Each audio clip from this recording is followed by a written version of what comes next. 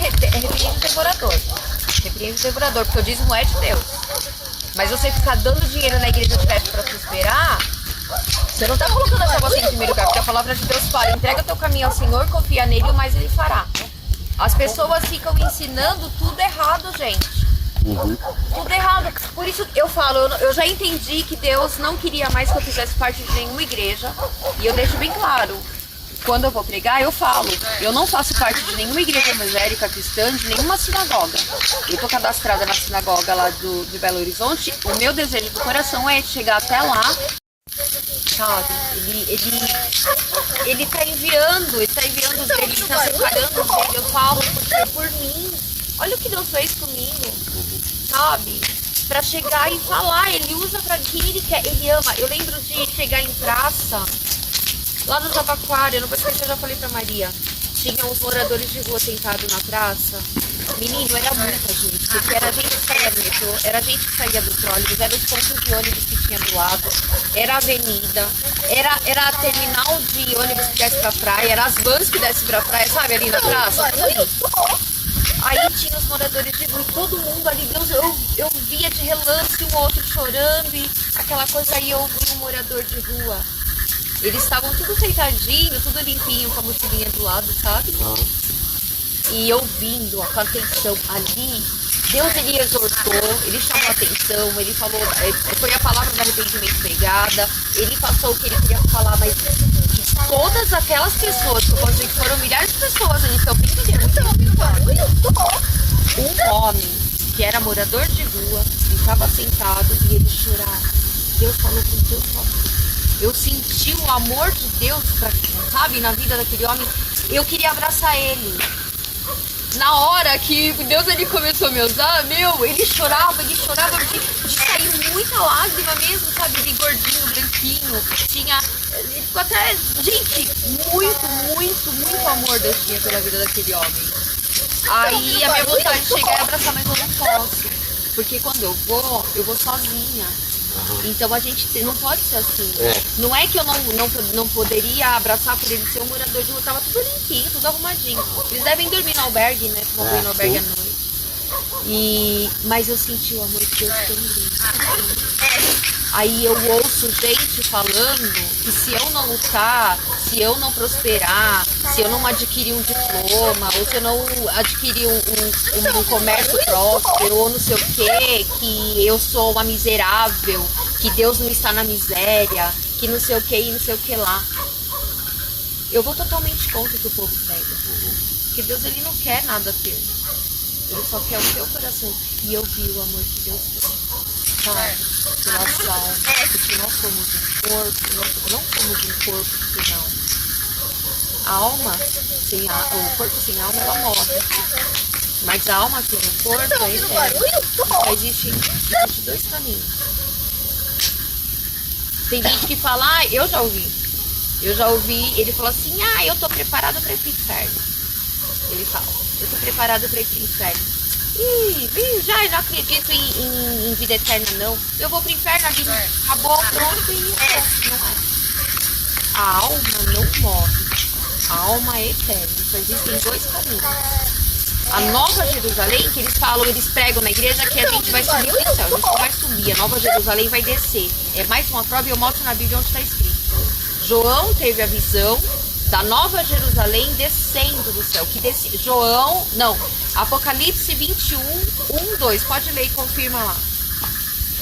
Tão certo do que eu falei agora, que o ímpio para Deus é aquele que não se arrependeu, aquele que não acredita em Deus, aquele que não tá nem aí para Jesus, sabe? Aquele que realmente abomina, que, sabe? Não é que nem aquele, você não é, né?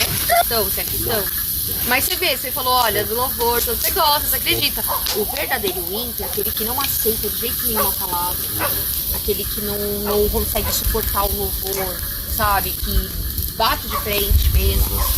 E aí a Nova Jerusalém, para descer, porque na Bíblia fala que haverá novo céu e nova terra. E para ela descer, a terra tem que ser limpa. Deus, ele é tão poderoso, ele é tão santo, tão luz, Por isso que ele bate na tecla para obedecer aos mandamentos do Senhor, porque você obedecendo os mandamentos, você vai estar se santificando. E para você se aproximar de Deus, você tem que estar santo. Não é que a gente tem preconceito com quem peca, entendeu? Não é. É porque Deus é luz. Ele é muito resplandecente, ele é muito forte. Quando Deus levou Moisés para o Monte Sinai, Deus ele tinha cuidado com as pessoas que estavam ao redor do monte. Porque a voz dele poderia matar quem se aproximasse muito.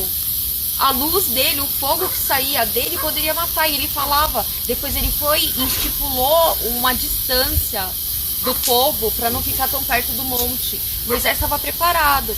Moisés, quando descia do monte, tinha que ter colocado um pano nele, porque ele resplandecia demais. Porque Deus, ele é pura luz, ele é muito, muito forte, ele é muito resplandecente.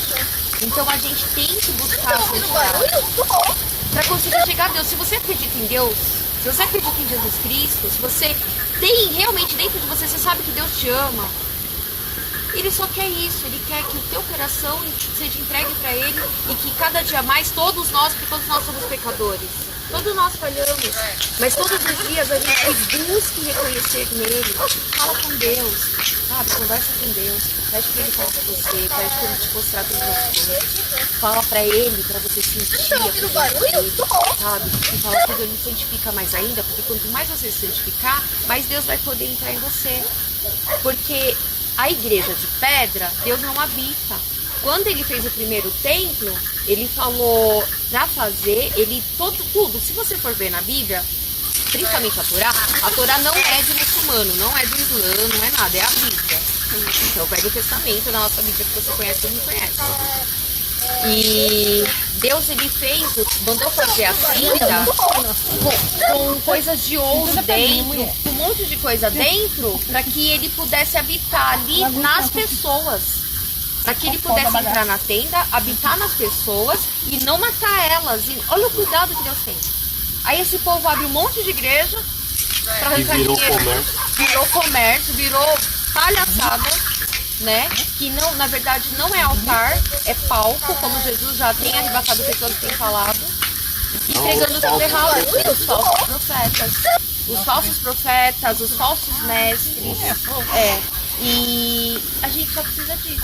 A gente só precisa do nosso corpo limpo, santificado cada dia mais. A gente tentar se limpar. É difícil, mas a gente consegue. Porque Deus é poderoso. Só que Deus, ele não obriga ninguém a nada. Ele não obriga. Aí ele vai com amor, ele vai com carinho, ele coloca aí ele quer que você dê espaço para ele. Porque se você não der espaço para ele, ele não vai poder agir. Ele não vai poder entrar. Porque o verdadeiro templo, como diz Deus, o verdadeiro templo somos nós. Nós somos o templo de Cristo. Nós somos a igreja. Não é essas igrejas aí que tanto escandaliza, que faz a gente ficar revoltado com o pastor, né? Revoltado, indignado. E muita coisa, né? Não é? Eu sei que assim, às vezes você deixa até de crer, porque você acha que é tudo mentira. Então. Tudo uma farsa. Você fala, pô, se eu vou ali é uma farsa, se eu vou aqui é uma farsa. Se eu vou na católica é outra farsa.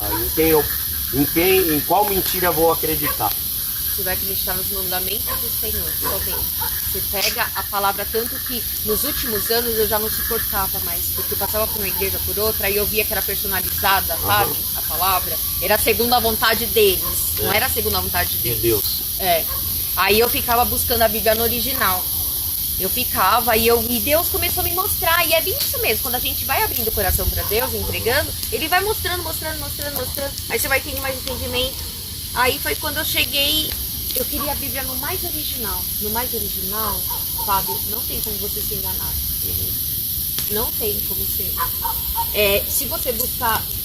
É que o povo o inimigo ele é tão sujo que ele sabe que a verdade está na boca dos judeus, tá com os judeus. Você tem noção, na sinagoga, é uma arca que eles fazem, como se fosse um armário, eles guardam lá a Bíblia, a Torá, que é um rolo é em rolo.